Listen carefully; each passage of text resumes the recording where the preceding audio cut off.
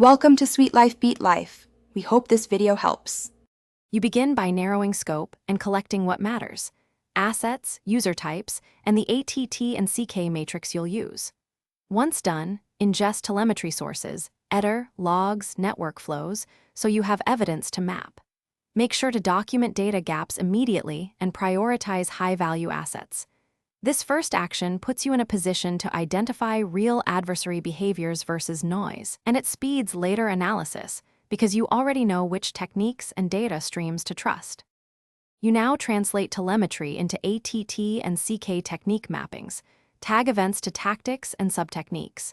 Then prioritize what to address first using impact and exploitability scores, detection coverage, and the asset's business value. Once prioritized, design measurable detections and label any gaps. Make sure to assign remediation owners and set timelines. This prevents analysis paralysis. Doing this converts a long list into an actionable plan.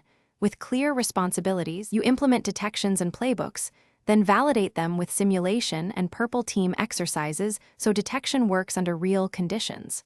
Once validated, tune rules to reduce false positives and harden remediation steps.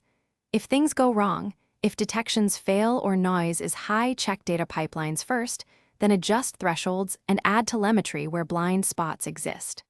Finally, loop findings back into the map, so ATT&ck stays a living framework that improves detection and response over time.